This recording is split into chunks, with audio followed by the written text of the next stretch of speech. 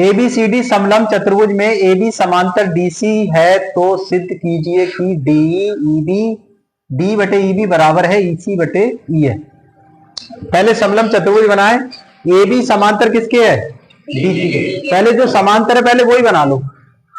तो देखो AB, ये हो गया AB, नहीं AB हो गया। इसके समांतर क्या रखना है तुम्हें? DC इसके समांतर रखना है, तो DC इसके ऊपर लगा दो यहाँ पे। ये DC इसके समांतर हो गई, ये इसके समांतर हो गई। अब बस इससे इसे मिला लो आप, और इससे इसे मिला लो, तो ये चतुर्भुज हो गया समांतर चतुर्भुज, वो समलंब चतुर्भुज। हाँ हाँ। अब क्या कह रहा है? DEB और EC और EA, इसका मतलब E कहीं बीच में है, तो इसका मतलब विकर्ण पे है। ठीक है, ये E है, ये दिया नहीं है इन लोगों ने, इसने किताब वाले, तो यहाँ पे E विकर्ण पे है। ठीक है, इससे अंदाजा लग गया कि D का मतलब यहाँ पे है, फिर EC इधर को, EB इधर को, EA इधर को, तो यहाँ E बीच में, तो विकर्ण पे है। हाँ, विकर्ण का कटान बिंदु।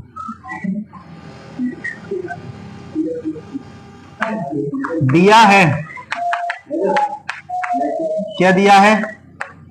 ABCD समलंब चतुर्भुज,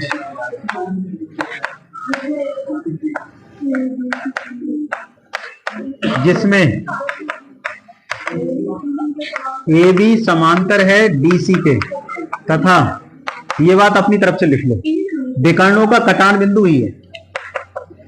विकर्णों का कटान बिंदु या प्रतिच्छेदन बिंदु भी कह सकते हो, कटान बिंदु ई है। अब सिद्ध करना है, सिद्ध क्या करना है आप लोगों को? D बटे EB EC बटे E है, EC बटे E है। अब चाहे तो आप इसके समांतर रेखा इधर खींच लो, और चाहे आप इधर खींच लो। रचना में एक सवाल आया भी था बीच में, कल कराया था शायद मैंने, तो वैसे ही होगा ये, तो या इधर खींच लो या फिर इधर खींच, दोनों तरफ से हो जाए। तो यहाँ पे खींच ले रहे हैं जैसे उसमें करा, ये समांतर आपकी रेखा हो गई। ठीक है, और ये समांतर किसके है? DC के भी है और AB के भी है। चलो इसे S डाल दो ना, सिद्ध करना, उत्पत्ति लिखो। उत्पत्ति में क्या लिखेंगे आप? हाँ, रचना रचना में आ गई है। चलो अच्छा है, याद दिला देता हूं। रचना क्या है? देखो, रेखा SE, रेखा SE DC तथा AB के समांतर खींचते हैं, समांतर खींचते हैं। यहां ऐसे लिख लो, यहां SE पैरेलल है AB के, तथा SE ही पैरेलल है DC के। तो ये रचना हो गई। अब लिखेंगे उत्पत्ति। उत्पत्ति कैसे करेंगे? उत्पत्ति कल वाले की तरह है। बताओ कौन सा त्रिभुज पहले? बड़ा वाला लेंगे, ये बड़ा वाला त्रिभुज लो, ये वाला, ये वाला। ठीक है, ये ACD में, त्रिभुज ACD में कौन कौन समांतर है? ACD में SE समांतर है DC के, SE समांतर है DC के। अगर ये समांतर है तो थेल्स फिर में लगवाओ, नदी में लगवाइयो, थेल्स फिर में आप लगाओ ना, अलीसा लगवाओ ना, रूपाली, हाँ ADC में लगवाओ। रूपाली बताओ। AS बटे HD, है ना। ये देखो ना समांतर किसके है, ये इसके समांतर है तो इसका शीर्ष हो गया ना। हेल्थ फिर में कहाँ शुरू होती है मुझे ये बताओ। शीर्ष, ये शीर्ष से, ये दो समांतर है तो यही शीर्ष से शुरू होगी।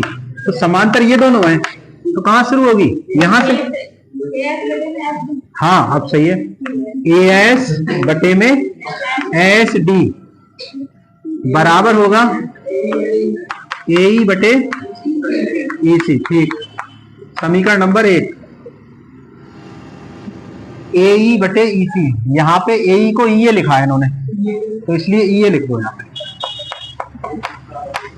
ई ए बटे ई सी। ठीक है, इसे सही है।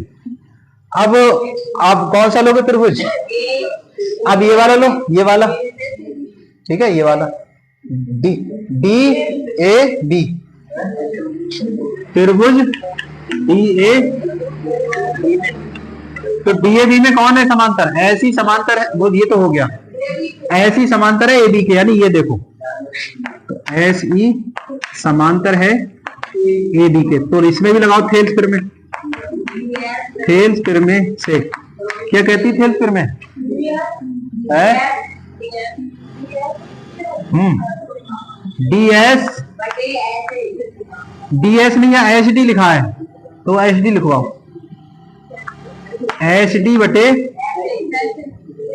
एस ए एस लिखा तो एस लिख दो, एच डी बटे एस बराबर डी। यहाँ पे देखो सिद्ध वाले में डी है, बिल्कुल है। ई भी है तो ये ई भी, ठीक है ना। क्रम वही रखते हैं जो सिद्ध करना है, जिससे कि आसानी है। अब बताइए समीकरण 1 और 2 से ये वाला मान इसके उल्टा है तो ऐसा करें, इसे पलट दें समीकरण 2 को। इसे पहले पलटने पर, पलटने पर इसे पलट दो तो ए एस ऊपर आ जाएगा, दोनों और पलटो तो ए एस ऊपर एच डी नीचे, और यहाँ पे ई बी ऊपर और डी नीचे। समीकरण नंबर 2।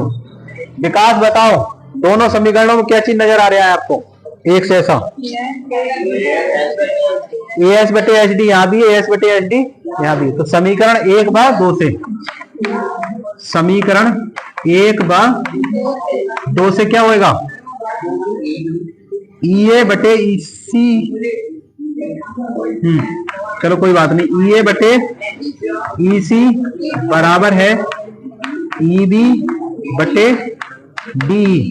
क्या सिद्ध हुआ, ना हुआ, ओके। दोबारा पलटो क्योंकि डी ए ऊपर है और यहाँ डी नीचे है, यहाँ ई बी नीचे है, यहाँ ई बी हाँ यहाँ ऊपर है यहाँ नीचे है। ठीक है, पलट दो फिर से, दोबारा पलटने पर तो पलट दो, ई सी ऊपर और ई ए नीचे, और यहाँ पे डी ऊपर और ई बी नीचे। लेकिन ये पार्टी इधर दे रखी, ये पार्टी इधर दे रखी, तो कुछ नहीं, कोई दिक्कत नहीं। इसे इधर लिख दो अगली लाइन में और इसे इधर लिख दो, ई सी बटे ई ए। हाँ जी बता रहे